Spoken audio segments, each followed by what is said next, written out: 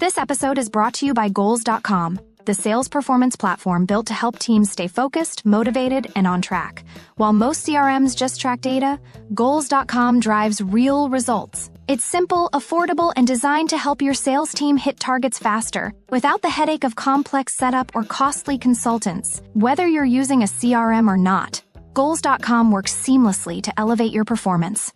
Book a fun, fast demo today at Goals.com. All right, welcome back to the Goals.com podcast, where we uncover what it really takes to drive sales performance at the highest levels.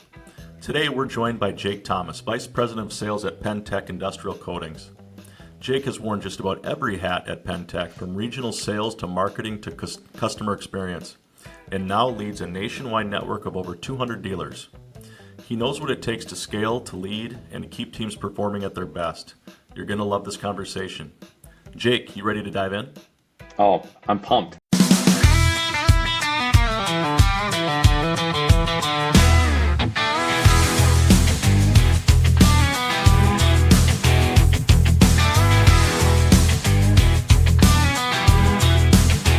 You've worked your way up through several roles at Penn Tech: regional sales, marketing, customer experience, and now VP of sales.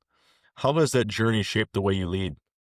That's a really good question. I mean, I would say especially my path has been kind of bizarre, right? Like I've jumped around. I led marketing for a while, jumped over to kind of more operations stuff, customer experience, customer journey.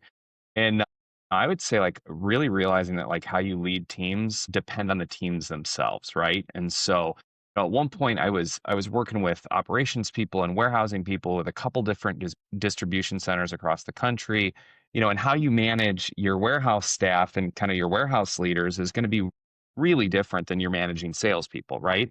And so, the KPIs are going to be different. And I would say I've just learned that, it's really important to take a look at the team and match your leadership style and how you're holding a team accountable to the actual, performance of the team, what they're doing, and then the individuals. I've had reps that, wanted weekly check-ins. They wanted to hear from me all the time. They wanted, kind of that more instant feedback as they made decisions. And then I got some reps where it's hey, if my numbers are good, I'll see you once a month, or I'll see you on our quarterly check-ins. We're pretty low maintenance. And so I just think it's important, match the team, match the individuals with how you're going to lead them. But ultimately, it all comes from transparency, all the standard leadership practices that we all adhere to and our best practices. But I really think it's important to take a look at the individuals and the individual teams that you're working with.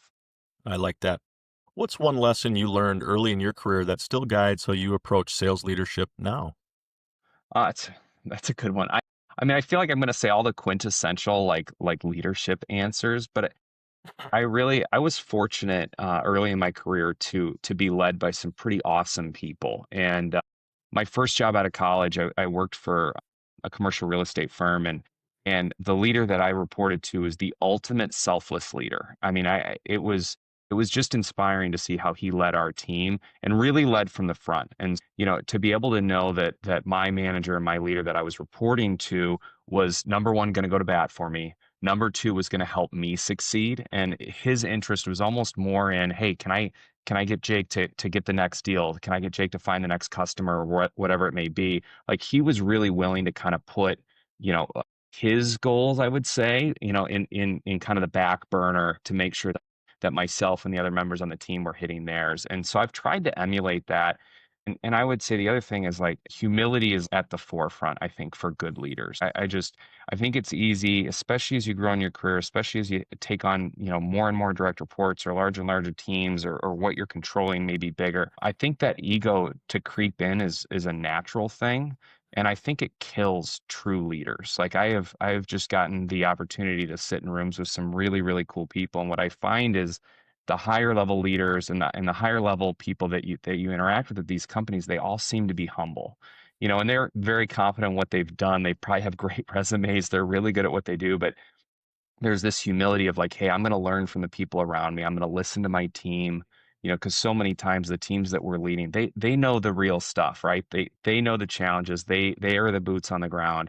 And to be able to have that humility that, hey, I'm not just going to manage for me, a remote team that's kind of all over the country. I'm not just going to manage a team from our headquarters back at corporate. Like, no, I'm going to have the humility to be able to listen to them. Hey, let's talk about the problems that you're seeing in the field. How can we support you? Lord knows I'm not an expert. I mean, I am just constantly reminded that I do not know what I'm doing in this, but I'm working every day to get a little bit better. And so I think humility is huge. So really humility, and then being able to have the attitude of like, my job is to help other people succeed ultimately on the team. And so if I can just put myself kind of behind them and make sure that they're the most important people in the organization, not myself, I think that just goes a long way. And at the end of the day, I think you get a lot of transparent conversations. I think you get a lot of more teamwork, team effort. People will, essentially, be able to pivot and work with you if a problem arises, if they know that their leader really does have their best interests in mind and it is really transparent. I love that. When you think about the different hats you've worn, sales, marketing, customer experience, how have those perspectives helped you build stronger alignment across departments? Yeah, I mean, I would say like, so our company, we're definitely a small medium business and growing well right now. But, I would say because I've been able to touch a lot of the different teams, I've seen the breakdown of communication, the breakdown of processes. I think so many times you just view your organization through the lens that you're in right now. And so many times, I started in sales with our company. And so like I viewed every problem through the sales mindset. And then suddenly I moved to marketing and I'm like, oh goodness, like I totally missed that. I didn't put myself in their shoes, right? And I've been able to stop and go, hey, you're not viewing this from the operational lens. You're not viewing this from the customer service lens. Lord knows you're not viewing this from the warehouse and distribution lens. So many times we have an opportunity to say, hey, let's take a step back. Let's think on, how this is going to affect the other teams. And so the fact that I've been able to touch so many different departments within the company, it's just given me, kind of that real world feedback that I think is really hard to mimic. It's just easier to speak to something that, you've intimately, worked inside of. Sure. Penn Tech has built a dealer network of 200 plus dealers across almost every state. What's been the key to scaling while maintaining quality and consistency? Uh, That's a challenge that I wouldn't say that I'm a pro at or we're a pro at. I would say it's something that we've gotten much better at. I would say that the team as a whole is really driving towards that. And ultimately, it's again, I feel like I'm going to say all the cheesy answers today, but it's finding the right people to work with. We've got a really just a killer inside sales team and an acquisition team, and they're so closely aligned on what we call them RKDs, right kinds of dealers. Like those are the dealers that we look for. So hey, it's the right size company. We want some size there. We want some scale. We want operations. We want the right people in the right seats. But at the end of the day, it's like finding the right individuals that we want to work with. At the end of the day, our business doesn't grow unless our partners grow. And so that's a really beautiful relationship because I have a vested interest in seeing our clients succeed. And so, I want to work with people that closely align with our values, closely align with our goals. And it is remarkable, once a year we get all of our customers together and it's a huge, 3-day meeting and we bring them all in and best practices and all this. And everyone seems to get along. And I remember when I first started, I was like, oh, this is really interesting. Like all the dealers, all of our customers seem to really like each other.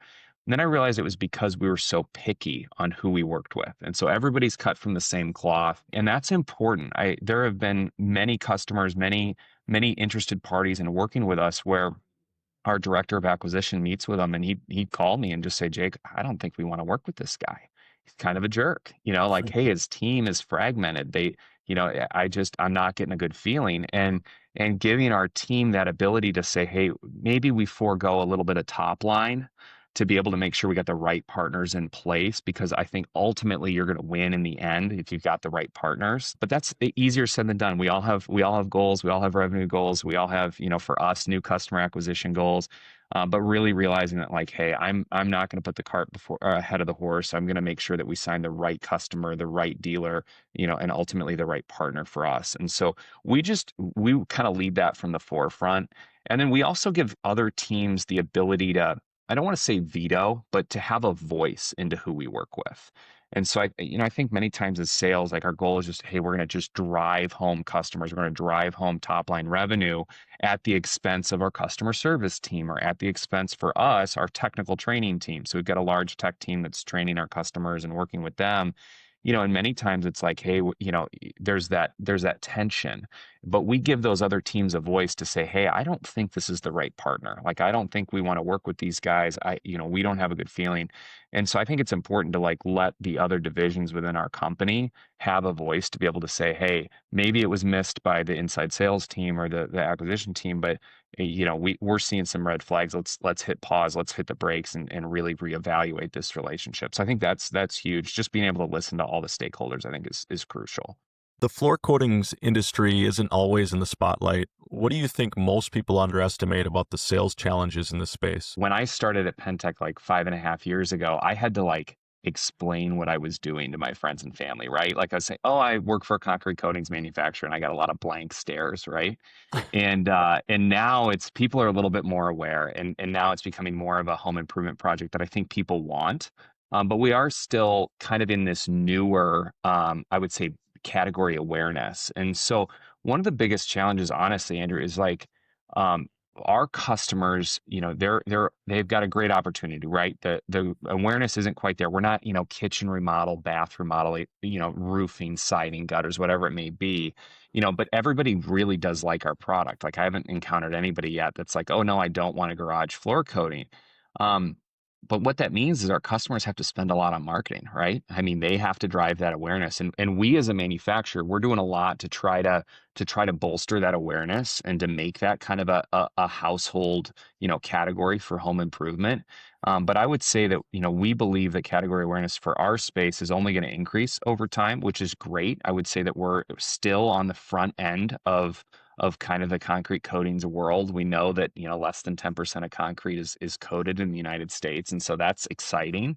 But what it means is that, we really have to coach our dealers to realize what it takes from a marketing aspect to create that awareness. And sometimes it comes at a higher marketing cost. And so finding people that understand that, we always joke our partners are not necessarily concrete coatings companies, they're marketing companies that happen to sell concrete coatings.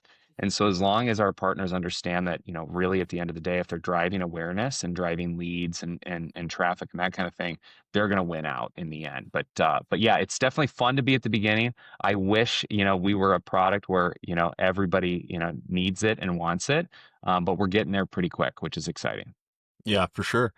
How do you balance dealer autonomy with Pentech standards for quality and service? Yeah, that's a tough one. So, I would say that we do a good job of signing, like I said earlier, signing the right kinds of dealers and the right kinds of partners that we want to work with. And we're not a franchise. So what that means is that, our dealers can go install concrete coatings on the moon if they want to. But we've got partners that we say play really nice in the sandbox with each other. They kind of know their territories, they know where they want to market, they know where they want to operate, and they kind of stay within that. We have a few issues here and there, right, of some kind of territory conflict, but we do a good job of signing the right partners that know what they're doing. And I would also say, along with that, from a quality standpoint, is we really stress we offer a premium product. We are the premium offering in the concrete coating space, and along with that comes the expectations that we have. And so, if I'm being transparent, we actually terminate more dealers each year, more customers each year. We walk away from the relationships more than we have customers leave us, and that's mainly to do with installation excellence and product quality. We offer a lifetime warranty that's backed by us as the manufacturer. And if we have partners that aren't, that don't care enough about installation quality, ultimately we're going to terminate that relationship. And so we work really closely with them to make sure that they're supported from a tech side, they're supported from an installation side to make sure that they know what they're doing, but ultimately making sure that their company values of quality and installation excellence aligns with ours. That's the only way we're able to operate, is have people that ultimately are cut from the same cloth as us. Integrity to the highest standards. I love that. That's right. What does high performance look like for your sales team right now? That's a good question. So our sales team has gone through a lot of changes in the last, I would say, 18 months to 2 years. So about 2 years ago, I started to look at our sales org, and I was working on a different team, but had some experience with an inside selling model. And so I had worked for just an amazing tech startup in my previous tenure, and really saw the impact of an inside sales team. And so I came to our owner and I said, "Hey, I realize that we've got some incredible, kind of field leaders on the sales organization, and where they're lacking is customer acquisition." And so I said, "Man," I said, "they do a great job of supporting their customers, helping their customers grow, but the signing of new customers seems to be, a challenge for them." And so we took a big gamble, and it took me, honestly, Andrew, it took me 2 years to convince our owner to do this. And I said, "Hey, I think we need to, invest in an inside sales team, find a group of sellers that are going to sit back at corporate, that are going to set appointments for our director of acquisition and be able to kind of control who we're signing and when." And so, we really changed focus. And so, as a result of that, our sellers that, are in the field and are outside, they're able to focus on what they're really, really good at. And our inside team is able to focus on what they're really, really good at. And so, what that ends up doing is just kind of elevating everybody, right? You get people that just are dynamite in customer interactions and training our customers, and are real thought leaders when it comes to growing home improvement businesses.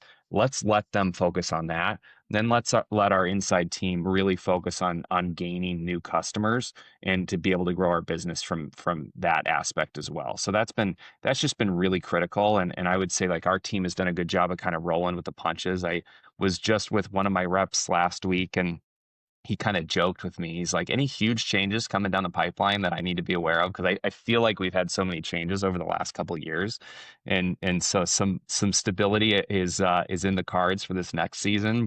It's been, really aligning the teams to make sure everybody's rowing the boat in the right direction, and really ultimately that people are in the right seats on the bus, right? You have some really talented people within your organization, and sometimes they're just underutilized, or they're just candidly in the wrong role. And so to say, "Hey, you're a great culture fit, you're the perfect person we want at this company," just probably not where you're at right now. Can we shift you? Can we change your focus? I think that's critical. I love that. How do you coach your team or your dealer network to stay motivated when sales cycles get long and tough? Oh, that's a challenge. I mean, I would say that our inside team, so like my direct team, that I'm overseeing, is a little bit easier to do that. Obviously, like we've got a long history of seeing kind of trends, and we are mildly cyclical, so we know like December and January are really hard months for us to acquire new customers. And so encouraging them that, like, "Hey, don't worry, March is coming. March is one of our best months." And so to be able to encourage our inside team that, like, "Hey, don't worry, appointments are low right now. Stick with it. March," we always joke, March is coming. And so there's an opportunity to kind of create that waterfall effect. But Andrew, it's really difficult because we work with 200 independent companies. I would love to be a franchise where we have control over all of our customers, but our customers run their own businesses. And so a lot of times it's connecting the right people within the network with each other. And so we've got kind of an informal mentorship program where we'll introduce, a customer in, Tuscaloosa, Alabama, with a customer in, Austin, Texas, or whatever it may be. And we're able to kind of form those relationships so that they're going to peers for encouragement. And really, the other aspect that's super nice is, because we work with so many customers across the country, we know what we're seeing nationwide. So sometimes I'll get a call from, a customer that's really frustrated. Maybe sales are down, leads are down, they've got significant pressure in the marketplace from competitors. And sometimes you just want to know that you're not alone. I think that translates into a lot of areas of life. Like, it's nice to know that people are going through the exact same thing that you're going through. And so to be able to tell them, like, "Hey, I've got dealers all across the country that, yeah, they saw 3% marketing costs last month." A lot of times our customers are like, "Oh my goodness, okay, I just wanted to make sure it's not just me. Like, I just wanted to make sure that I'm not alone in this." And a lot of times it's just being able to connect those people, be able to share anecdotes, and really just encourage them that, like, our business does run in cycles, right? And so we know winters are challenging, spring, summer, fall are kind of when we make hay, and really helping them understand that, like, there's going to be some cycles that you're going to go through, and that's normal. Let's teach you how to prepare for them. Let's teach you how to build a backlog. Let's teach you how to motivate your sales teams ultimately, to make sure that they're keeping your pipeline full. Yeah. What strategies have you found most effective for dealer onboarding and making sure new partners hit the ground running? Yeah, I would say one thing that we've done a better job of just over the last 5 years is kind of building the playbook out. We've now onboarded enough customers where we really know what we're doing as far as how to make a successful business. And while I'm not arrogant enough to say that Jake Thomas knows how to do it, I've got a lot of team members and people in our organization that do. And so, we've got a good kind of what we call a dealer roadmap of, hey, at 30 days, you need this done. At 60 days, you need this done. These are the KPIs that we expect at 3, 6, 9, 12 months and on. And so really being able to outline, like I'm a process guy. I just really like process because I think, creating a strong process takes a lot of the ambiguity out of it. We're all going to stub our toes. We're all going to kind of learn as we go. But to be able to have a process in place so a dealer can literally, or a customer for us can actually go down a checklist and be like, all right, this is done. Now I move on to this. Now I move on to this. And ultimately, that's the benefit that we can add as the manufacturer to be able to kind of build that for them so that they don't have to stub their toe. It was so funny when I started as a regional, couple of my customers I was meeting with, kind of learning, and I was like, so tell me about, how you grew your business. And one of our customers had just grown tremendously over about a 2-year period. And I said, hey, walk me through your sales methodology. How are you marketing all this stuff? And he kind of smiled. He goes, well, I just do what Penn Tech tells me to do. I was like, okay, yeah, but as you're starting to look at this, I was like, what are you looking at? And he goes, no, I just do what Penn Tech tells me to do. And it was like kind of comical. I didn't actually get any benefit from it, but it was encouraging that like we kind of had the recipe. We had the secret sauce on how to make your business successful. So that's why like aligning your partnerships is really important, especially whether, and I don't care what business you're in, it doesn't really matter. But if you've got partners that have gone before you that you can learn from, oh man, that speeds up the learning curve. You're not stubbing your toe.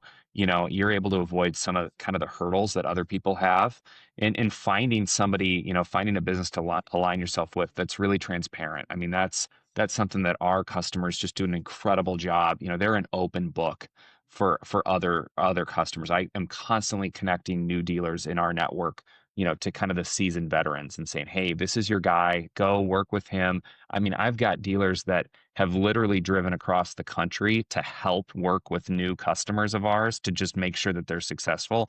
That's unheard of. And so to Yeah, find an organization that shares that value is huge. that's fantastic. In your view, what separates a good sales rep from a truly great one in your industry? So I would say this might be an unconventional answer. I was actually speaking to my wife about this. Patience is really important. Like I just think we as salespeople, so many times, our answer is like, I'm going to work harder. I'm going to work more hours. I'm just going to keep beating my head against the wall until something breaks loose. And I believe in persistence outwearing resistance. That is a fact, right? Like you can work harder, you can get more lines in the water to make up. But I also think like expectation management is huge, and to realize that sometimes patience really does pay off. I've seen it from numerous inside sellers that we're doing all the right things and we're in a slump, or something wasn't going right, they were frustrated, and sometimes patience is a virtue. And so sometimes we as sellers, we want it now. Like we're probably in sales because we want to make a good income, we want instant gratification, but sometimes it's important just to kind of be patient and to realize that good things come when you're working your process, you're working your sales, kind of model and methodology. But sometimes it just takes patience. And so there's been so many times earlier this year we were behind on our customer acquisition goals, but our pipeline was so full. And so I was meeting with our inside sales manager, and I just told her, I said, hey, like I'm looking at your pipeline, like this is going to happen. Like just give it time. Like sometimes we just need to be patient. And Hmm. then 30 days later, it was like the floodgates opened and suddenly we signed more customers in a 2-week period than we ever have in the history of the company. And it was like, okay, you did the right thing. Sometimes you just need to be patient and wait. And so I don't believe there's a substitute for hard work, but sometimes there's just a timing issue there. Yeah, trust the process Trust the and be process. patient. I love that. So, how do you measure success beyond just the numbers? What non-financial metrics does Jake care most about? Yeah, I mean, I would say, and I know this is the Goals.com podcast, so I want to be really cognizant of the fact that this is for sales leaders and things like that. But, I believe that fulfillment should not start with your vocation. I mean, I believe that what you do every day is important, right? I spend the most amount of time at work every day. And so, I want to make sure that I'm fulfilled at work and really feel like what I'm doing is beneficial. But, I would be really bummed out if when somebody asked me who I was, I defined it as the VP of sales for Penn Tech Industrial Coatings. Like that would miss the mark, right? Like I'm a Christian, I'm a husband, I'm a father. Like that's what's really important in my opinion. And so I think if you can find a career that you're able to make a decent living, you're able to provide for your family in my case, but also one that you actually feel like you're impacting others. Like I think that's the sweet spot. I fortunately am able to be in a role where I get to touch a lot of different companies. I get to interact with, 200 customers, 200 organizations, thousands upon thousands of employees, are impacted by what we do at Pentech every day. And so, I love when I meet with dealers and I find out, hey, they grew by 30%. Hey, they were able to do profit sharing with their employees. They were able to, do an awesome company rewards trip or something like that. And really realizing that like what I do at the end of the day, I'm in concrete coatings. Like it's not that exciting, right? We cover concrete, but to realize that what I do is more than just, help an organization grow or help other customers grow, like that's really, really important.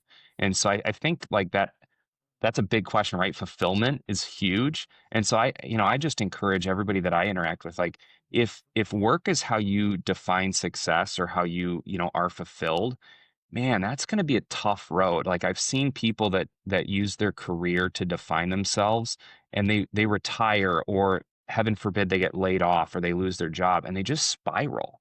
And it's Hmm. because they had just hitched their wagon to who they were at work and suddenly something changes. You get a new leader, your company gets bought, your company gets sold, whatever it may be, suddenly the framework of who you are just collapsed. And so like that's a dangerous game to play. And so like work is important. I love to be fulfilled at work. I've worked jobs that I didn't like. So I think it's important to realize that work is a big part of who you are. But man, if that's the first thing that you say when somebody asks who you are, I think you got to reevaluate things. Like I think there's a lot more. And that's probably a deeper question, right? That I think fulfillment is really the bread and butter when it comes to, how you look at who you are as a person. I love it and wholeheartedly agree. You've led through significant growth at Penn Tech. What's been the most challenging inflection point, and how did you navigate that? Yeah, I would say we've changed a lot over the last few years. When I started at Penn Tech, we were a good, solid business. We're growing like crazy, but there were no processes. Like there was not like I remember when I moved from the field sales team into more of the corporate and executive team. It was a huge moment to realize like, hey, there's some things that are broken. There's some things that we need to change. And so, I would say it wasn't like one pivotal moment, but there was like geez, it was like a year and a half where like every other month we were changing process. It was like, hey, we're going to do this different. We're going to, interact with our production team different. We're going to interact with sales different. We're going to interact with marketing different. So there was like literally 18 months where every month we were changing something about our business. And that was hard. Like that was a tough 18 months. We had a lot of external factors with customers that were going on that really showed that we needed to change some of our process. Um, that was difficult with the sales team. The introduction to the inside sales team, that was a pretty big pivotal moment. It was a big gamble that fortunately paid off really, really well. But that was a challenge for our team. And I would say like kudos to everybody that I work with. Like we're fortunately surrounded by people that are good at changing processes and are okay with, okay, we're going to do things a little bit different now. And I would say like it's set us up for continued success because a lot of our customers we see, they're small businesses and they grow to a point where it just breaks, right? They don't have the process, they don't have the people, they don't have, whether it's sales methodology or marketing or production or whatever it may be. There's a need at scale to add those processes. And it's really easy when your company's small. It gets really difficult as you grow. And so we went through that, man, for a long time. But I would say I think we're on the backside of it now, which is great. But I would say that was a challenge. That was a really tough time. Got it. Technology is changing sales everywhere, needless to say. Are there tools or innovations that you've seen make a real difference for you in your network? Yeah, I mean, I would say at the end of the day, Andrew, like we're in the trades, right? I still have people that are pushing, concrete grinders every day. And so fortunately, AI has not figured out a way to replace the grinding and the application of our product yet. But from a sales standpoint, absolutely. I mean, we've fortunately have some thought leaders on our teams that are really AI focused, and that's probably what you're going to hear from everybody, right? Like AI is changing everything. But what we've done is we've taken more of a we call it AI enabled, right? So like AI isn't going to replace our jobs, but what we're going to do is we're going to enable our coworkers and our employees to be able to use kind of some of that technology to make things a little bit easier. We were in the Stone Age at Penn Tech 2 years ago, not having an inside sales team. So that's, obviously not a technology piece, but we kind of needed to address that deficiency. We kind of had to get with the times and realize that there was efficiencies to gain by moving to an inside model. But honestly, like I think really using technology to make sure that people are not number one relying on technology. I think that's a dangerous game to play just because if technology breaks or technology changes, like suddenly you're hitched to that. But to realize that like there are efficiencies that you can gain, we've seen it already, just massive impacts in our business on how we market, how we sell, things like that. So for us, we don't want to lean, too heavy on technology because at the end of the day, we are a contract manufacturer, but there's a place for it. And so, we've got team members that are really bought into, hey, how can we automate this? How can we make this smoother using technology? And ultimately, it makes everybody's life a little bit easier, but realizing that it has its place. So I may sound like a dinosaur. I'm like a 35-year-old, dinosaur anti-technology guy. But no, I just think if you have it in its appropriate box, I think that's important. Yeah. If you had to give one piece of advice to an ambitious sales professional looking to move into leadership, what would it be? Yeah, I mean, I would say, especially for salespeople, you really have to decide the route you're going to take. Like I know career salespeople that are in their 50s, that realize, hey, I never want to be in leadership, and that's completely okay. A lot of times they make more money than the leaders, anyways. But then Yeah. there's people that are like, hey, I really want to see people grow. That's my thing. Like I can't tell you the joy that I feel when I see somebody grow in their career and I got to have just like a little piece of that. Like I get to take a little bit of credit on where they're at and where they're growing. One of my most fun promotions was probably about a year ago. Just took an amazing inside seller and promoted her to our inside sales manager. And like the fulfillment that I took in that was incredible. But she had to decide, right? Like, okay, do I want to kind of go down this leadership track? And it's not for everybody.